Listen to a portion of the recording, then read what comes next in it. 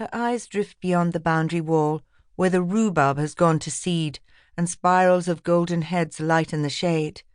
Why shouldn't some of the umbellifers stick their feathery heads in the air and feed the hoverflies? It takes away the regimented look from the borders, gladdens the eye as it rises over the wall up to the chase. Here the great oaks sleep in the dusk on the high ridge, silent witnesses to centuries past, silhouetted against a marigold sky. Nothing like trees to cut you down to size, outliving each generation in the end, and Miss Bagshott wonders, is it true? Do her ancestors really stretch as far back as the forest itself? Who cleared this piece and chose this blessed plot to feed themselves? Then she hears the soft trickle of water over stones. The stream which meanders through her patch is so much a part of her garden that she scarcely gives it a thought. Now, in the silence of evening, amidst the perfume of newly mown grass cuttings on her compost heap, Miss Bagshott smiles. Humankind never strays far from the source and giver of life, and Fridwell Spring must have been named in someone's honour. But who and why? Part 1. The Clearing at Fritha's Well, A.D. 912. All things pass away, so may this. Dior's Lament. The Exeter Book. The Peony. The roots are held to be of more virtue than the seed.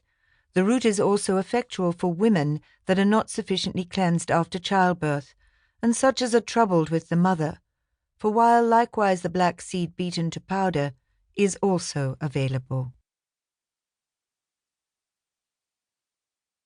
Into the forest. The buzzard circled and coiled high over the forest, patrolling above the treetops, sweeping the air with upturned wings, dark against the lavender sky of late spring. The roosting birds hid deep under the branches, wary and silent, until danger passed over.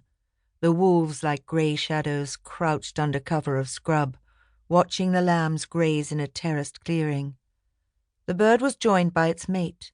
They swooped down into the vale of the silver river which coiled like a snake, glistening in the moonlight. Down to the dark earth clearings and the smoke of man, spiralling up to greet them from holes in the thatched rooftops. The sun was setting low over the thick forest of the west. Rays of pink and orange promised a settled spell of weather. To the east lay the grey swamps of the Minster Church clearing, more sloping terraces fallen to the foe of woodland, the plough. Further afield stood the earthworks of Tamworthig, open land, no longer the domain of wolf or eagle. The buzzards soared back to their roosts among the oaks. Underground, moles were turfing and digging to the surface, pushing through the bracken fronds. Worms were churning and sucking down the rotten autumn leaves. They could feel the thunder of heavy ox hooves and the rumble of cartwheels. Men were on the move. The dusk creatures darted into the hazel scrub, but the little spring still gushed and bubbled out from the deep rock, dancing over the pink boulders, carving a path through the thicket downwards to the brook and river beyond. The forest of Cannock was alive, watchful, waiting, while mankind trundled trek-weary over the faint track.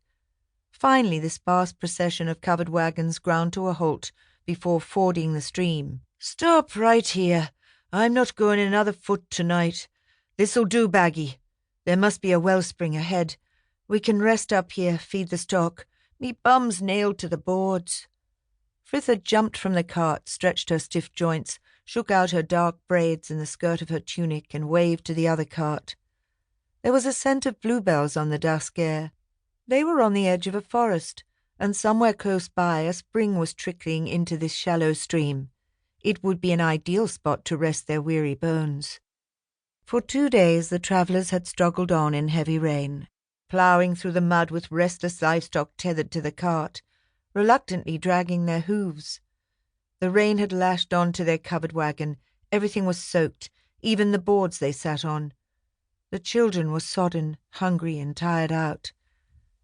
She lifted her son, a flaxen-haired babe of 2 summers.